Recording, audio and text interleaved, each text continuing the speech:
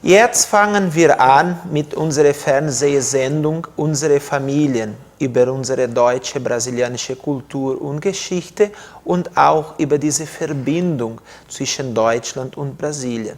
Começa neste momento mais um programa Unsere Familien, aqui na Vale TV, sobre essa nossa história teuto-gaúcha, teuto-brasileira. Nosso programa tem apoio dos calçados Wirt de Dois Irmãos. Também estamos, nesse momento, realizando um especial pelo aniversário de 250 anos de Porto Alegre. Temos a alegria de ter aqui conosco hoje o Sr. Werner Adelmann, de Porto Alegre, presidente da Sociedade Germânia, a sociedade mais antiga, fundada por alemães em Porto Alegre, no Rio Grande do Sul, em 1855. O Sr. Werner vai fazer uma retrospectiva, exato, desde lá da primeira caravela, né, até vários anos da presença dos alemães, né, até chegar em Porto Alegre, na Germânia. Exatamente. Eu gostaria de fazer uma apresentação hoje, não só da Germânia, mas assim da germanidade no Brasil. Nós escrevemos um livro justamente nos 150 anos da Germânia, chamado A Germanidade no Brasil, porque achamos que são uma cultura que deve ser preservada. A descoberta do Brasil é uma coisa até hoje que não está muito bem definida.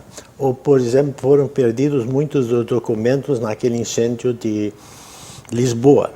Mas o certo é que os portugueses sabiam da existência do Brasil muito antes de Pedro Cabral.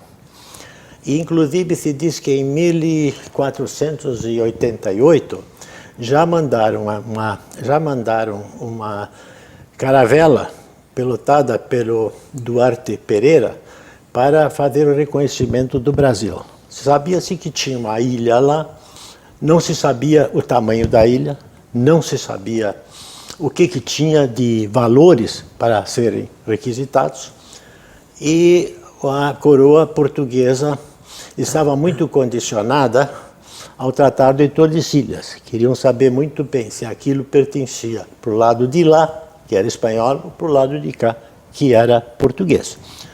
Então, antes de Pedro Álvares Cabral, foi uma viagem do Vasco da Gama que chegou até as Índias. E essa viagem, embora tenha sido bem, vamos dizer, cientificamente tenha sido bem acreditada, ela não foi comercialmente muito válida.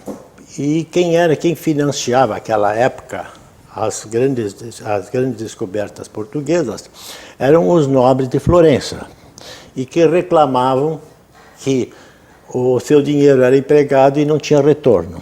Então Portugal resolveu colocar uma frota grande de 10 navios com Pedro Álvares Cabral, que não era almirante, ele era, entre outras, ele era sobrinho do rei, e dizem que ele era um hábil negociador, para negociar com os hindus para conseguir um maior retorno de capital.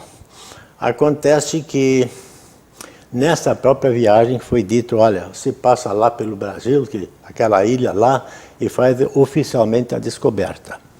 E ali foi levado um navegador, que era a parte mais importante daquelas navegações, que se chamava Johann Faras, que dizem que era alemão, outros dizem que era espanhol, mas pelo nome tudo indicava que era um alemão. Esse então chegou no Brasil, e o grande mérito dele foi que ele viu o Cruzeiro do Sul e ele mapeou o Rio Grande do Sul.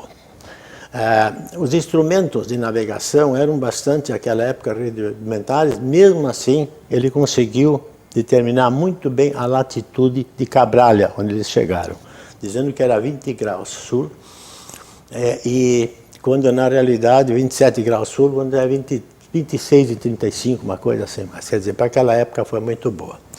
Os portugueses sempre acreditavam que para ir para a Índia, que era o grande centro comercial naquela época para pegar, tinham que descer a África para chegar lá. Eles nunca acreditaram aquilo que o Cristóvão Colombo quis vender para eles, que a Índia ficava completamente a oeste, né? Porque se sabia naquela época também, já que os gregos tinham determinado mais ou menos, com uma precisão bastante grande para aquela época, a circunferência do Equador, né? Eles já tinham determinado isso com uma precisão muito grande. Então, foi ali. Então, o primeiro alemão praticamente que chegou no Brasil já chegou em 1500. Em 1550, chegou um outro alemão aqui, que era o Hans Staden, e que foi um guerreiro aventureiro que esteve primeiramente no norte, em Recife, ajudou a lutar contra os franceses lá. Mais tarde ele retornou, foi para perto de São Paulo, no litoral de São Paulo. E foi capturado pelos índios. Foi capturado pelos índios, ficou 9 meses preso e por fim conseguiu escapar. Então tem uns livros bastante interessantes dele, ele foi realmente uma figura.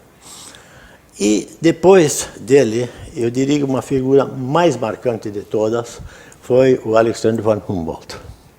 Alexander von Humboldt era um alemão também, de Berlim, filho de uma família rica e muito culta, que estudou nas melhores universidades e que tinha uma predileção, a vontade dele era realmente de se aventurar. Embora ele fosse filho de rico, com todo o conforto, ele se meteu a aventurar e a explorar a terra. Ele tem uma passagem muito interessante, porque ele, estudando lá, ele foi amigo de Goethe, foi amigo de Schiller, tá? E depois o irmão dele foi para a França e eles herdaram, quando a mãe morreu, uma fortuna bastante grande, e essa fortuna ele empregou praticamente toda ela só em exploração. Ele tinha estudado na Universidade de Freiburg, na Alemanha, que era a primeira universidade do mundo em Minas. Naquela época, a Alemanha vivia muito de carvão. O carvão, naquela época, representava para a Europa o que representa hoje o petróleo, tá? Porque todo o aquecimento era feito por carvão. Então, ele estudou lá, estudou mineralogia lá. E com um amigo que ele teve, um amigo francês, chamado Bonpland, eles vieram para a América do Sul. Uma viagem que ele pagou do bolso dele. E entraram na América do Sul através de Maracaibo, na Venezuela, e ficou 5 anos andando pela Mata Amazônica. Quando ele voltou, ele mostrou, ele tinha levado uma série ele fez uma expedição completamente científica. Levou muitos aparelhos, como balanças de precisão, análises químicas, etc. E ele realmente, quando voltou para a Europa, ele abriu os olhos da Europa sobre o que é a Amazônia. Até lá ninguém sabia direitinho o que era a Amazônia. E depois ele tem uma passagem que ele foi para Paris, e ali ele tinha perdido dinheiro, passou uma dificuldade, e até morou no mesmo quarto que Gay-Lussac. Quem é que é Gay-Lussac? Era um grande cientista francês, cujas leis de Gay-Lussac até hoje se estudam nos gases perfeitos. E ele inspirou, principalmente, conheceu pessoalmente, e inspirou o Hermann Blumenau, para vir depois, mais tarde, para o Brasil. Ele foi a grande inspiração do Hermann von Blumenau. Bom, agora se fala muito de São Leopoldo. Realmente São Leopoldo foi a primeira leva de alemães que vieram a São Leopoldo e fundaram São Leopoldo e todo esse conjunto aqui. Se fala menos das outras colônias. Em 1826, exatamente, entraram no Brasil, foi levado por Dom Pedro I, que ainda era o imperador daquela época, uma colonização alemã para uma cidade chamada Dom Pedro de Alcântara, que fica lá perto de Torres, entendeu? É uma cidade que trouxeram os alemães, ela não evoluiu muito, até hoje deve ter uns 2.000, 3.000 habitantes, entendeu? Mas foi uma colônia que foi instituída em 1826. Eu só sei dizer, pode-se dizer também que 26 dias depois da fundação, o próprio Dom Pedro I apareceu lá. Foi uma festividade. Depois foi fundada uma cidade em 1827, em Santa Catarina. Já Dom Pedro não era mais o imperador, chamado São Pedro de Alcântara. É uma cidade que fica perto de Florianópolis, uma cidade muito bonita, eu conheci ela há uns anos atrás, uma cidade muito bonita, e que também não teve, era uma região muito montanhosa que assim não pôde se desenvolver grande, nem industrialmente, nem pela agricultura. Mas é uma cidade que marcou espaço. Depois, uma outra leva de imigrantes alemães, que principalmente pomeranos, vieram para o Espírito Santo. Lá entraram, subiram a serra lá, num lugar lá, e lá eles fundaram a cidade de Santa Isabel. É uma região, eu passei perto de lá, mas não cheguei até lá. Mas é também uma colônia alemã que ainda preza muito a sua preservação. E, por fim, então, veio São Leopoldo, e aí começou a população. Seu Werner, só uma questão também que eu acho que é importante o senhor abordar, seja agora ou um pouco mais à frente. O quanto Porto Alegre, durante um bom período, teve uma presença germânica muito forte, tanto de alemães que foram diretamente a Porto Alegre, quanto que foram até a colônia alemã de São Leopoldo e depois emigraram até a capital. Exatamente. Pois a colonização de Porto Alegre foi nesses dois sentidos. Porto Alegre teve uma leva, e isto a Germânia, foi o pessoal que fundou a Germânia, que foram os Brummers, como eles chamaram, que foram militares alemães que foram chamados pelo governo brasileiro para ajudar no combate contra Rosas. Argentina. Na Argentina, exatamente.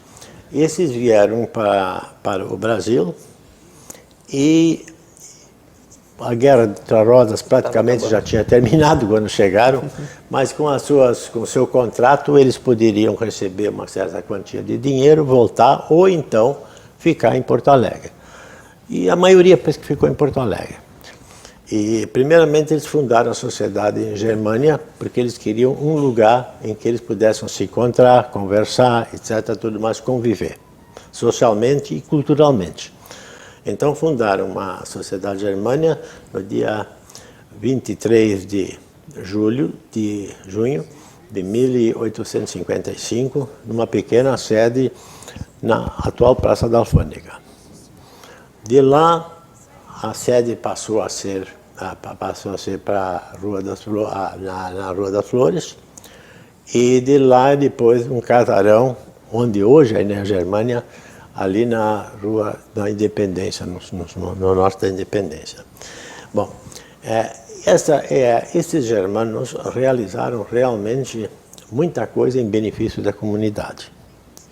Quando a sede estava ainda na Rua Doutor Flores, o que houve uma depredação e um incêndio durante a Primeira Guerra Mundial, quando a Alemanha estava no lado oposto do Brasil.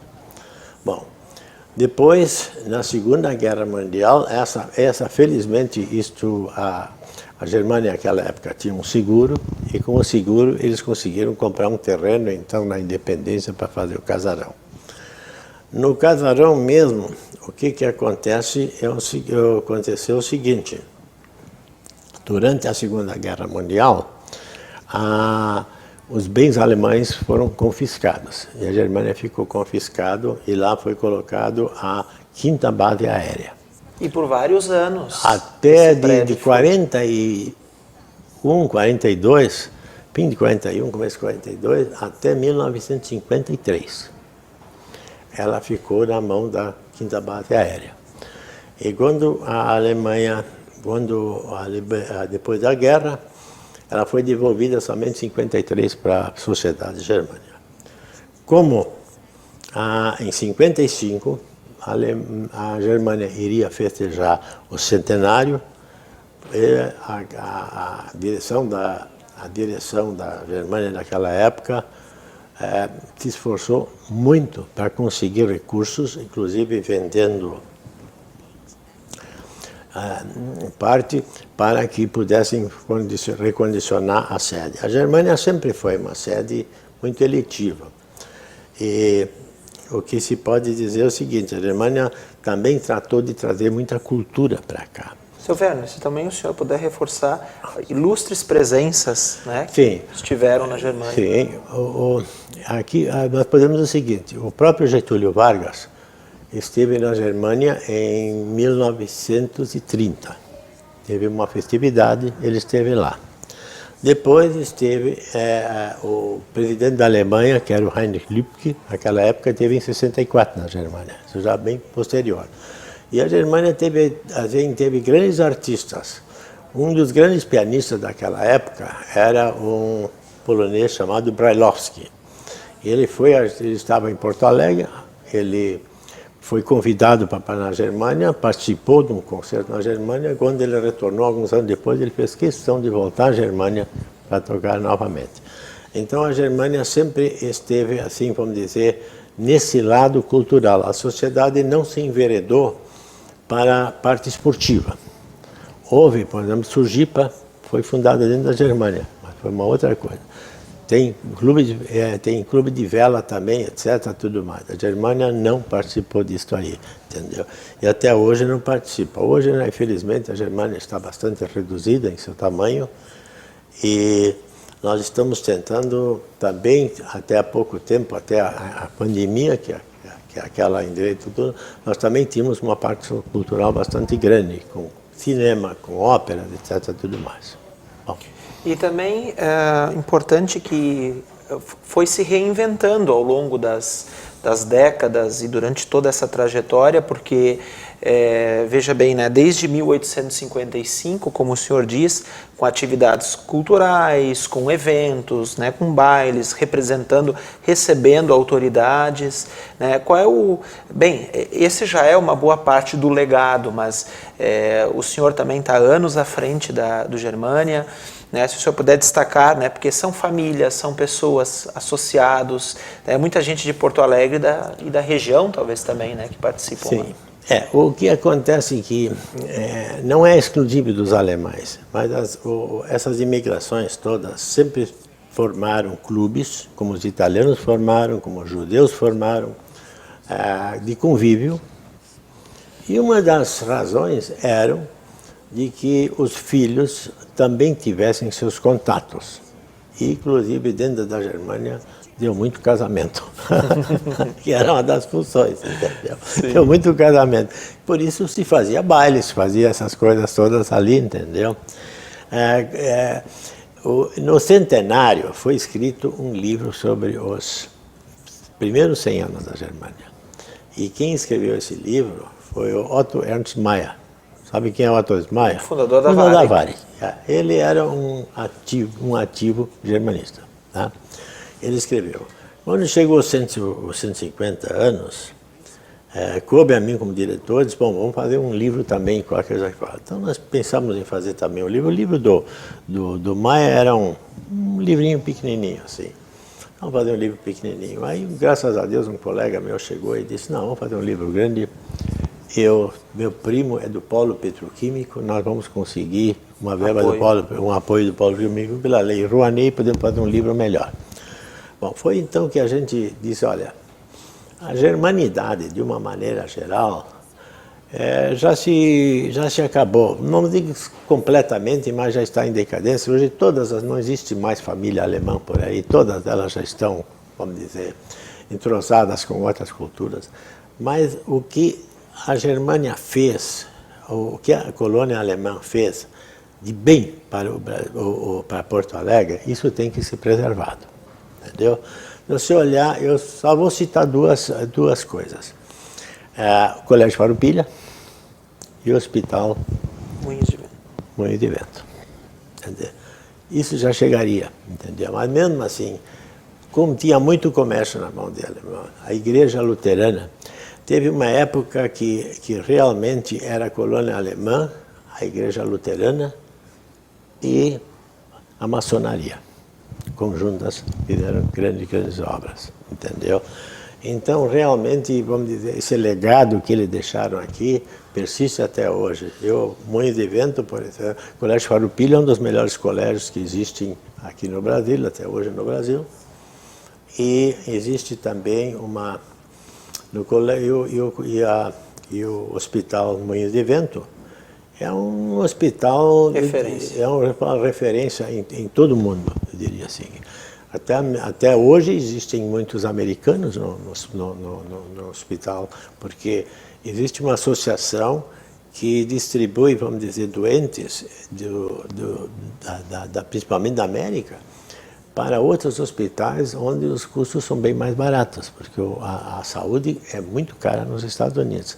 Então você vai no Moinho de Vento, você vê que tem pessoas americanos ali, de outros países aqui para tratando. Exatamente.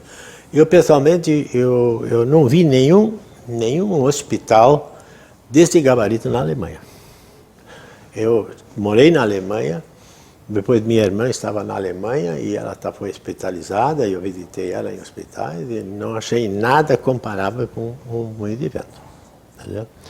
E não é só Moinho de Vento, quer dizer, você tem muitos outros hospitais em Porto Alegre também, como a própria Santa Casa, hospitais que são de primeiro mundo. Né? Meu caro, e aí se produziu essa obra maravilhosa. Essa obra é para ser um referendo, pelo menos para não esquecerem o que os alemães fizeram no Brasil. Entendeu? Esse livro a Germânia editou, tem até hoje ainda na Sociedade Germânica, se alguém quiser comprar o livro, ele ainda está lá à venda, entendeu? E que foi, inclusive, mandamos 100 livros para a Alemanha, tá?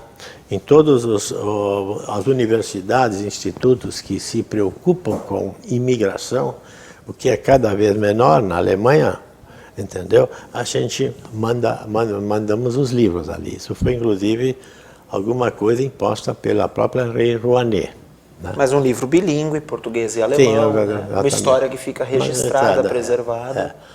Até hoje, até pouco tempo, dentro da Germânia, houve uma reunião de um general cuja família fazia parte da Germânia, com o diretor do Farroupilha, e se instituiu para o Colégio Farroupilha um modo mais fácil de que os alunos pudessem fazer o serviço militar. Ainda foi feito na Germânia. Seu Werner, então assim, se o senhor pudesse deixar uma consideração final, suas considerações, né, sobre, o senhor já falou tanto da importância de Germânia, da sociedade aí para Porto Alegre, para o Estado, mas também a consideração de a gente poder estar preservando essa história, né, para Porto Alegre, para o Rio Grande do Sul e para o Brasil. Sim, lógico. A Germânia, vamos dizer, não se limitou a Porto Alegre, hoje ela é conhecida em todo o Brasil. Ela é a segunda sociedade alemã fundada no Brasil. A primeira é a Germânia do Rio de Janeiro. Eu não falei isso, mas não houve uma imigração, mas quando o Dom Pedro, o Dom João VI abriu os portos para as Nações Amigas, a Alemanha tinha uma frota mercante bastante grande e trazia do Brasil muitas iguarias, como por exemplo café e etc. tudo mais. Então houve uma série de alemães deslocados para o Rio de Janeiro para atender os navios. E esses fundaram a Sociedade Germânia lá do Rio de Janeiro, em 1821, entendeu? E a Germânia aqui teve, vamos dizer, teve muito clube alemão fundado aqui. Nós temos aqui uma outra sociedade aqui em São Leopoldo, né? O FEU, também tem quase a idade da Germânia, até de vez em quando dizem que é mais velha, mas parece que não é isso. Depois tem aí a sociedade, aqui em Novo Hamburgo tem sociedades, e eram sempre sociedades fundadas justamente nesse sentido, cultural, entendeu? Faziam cantos, faziam danças, entendeu? Para preservar um pouco as tradições alemãs. Isso foi o principal, entendeu? Hoje já não é mais o caso no caso da Germânia. Hoje a gente já está em outra era e tem pouca, vamos dizer, dentro da Germânia mesmo existe pouco relacionamento com as velhas tradições alemãs. Infelizmente, mas em todo lugar é assim, né? Sim. Nós já somos brasileiros e hoje preservamos mais a cultura. O que me decepciona um pouco é que não se dá esse valor na Europa. É difícil, não só na Alemanha, como também os outros países, entendeu? Hoje em dia estão empenhados em outros assuntos, em outros interesses, e a imigração foi coisa do passado e não se dá muito valor desse troço. Aqui, por exemplo, tem aqui em Venâncio Aires, tem um senhor aí que escreve sempre a Folha Pomerana, né? Eu acho que é uma coisa, uma joia. E eu mando para um ex-cunhado meu que eu tenho na Alemanha ainda, que minha irmã já faleceu, mas continuo muitas relações com ele. Ele diz, olha, isso não existe mais na Alemanha. Seu Werner, obrigado por ter estado aqui, por ter dividido comigo e conosco, né, com os nossos telespectadores, toda essa história, né, da Germânia e de Porto Alegre e dos imigrantes alemães aqui no Brasil. Obrigado a todos vocês que nos acompanham aqui na Vale TV. Continuem nos acompanhando aqui pelo canal 14 da NET, pelo YouTube e pelo Facebook.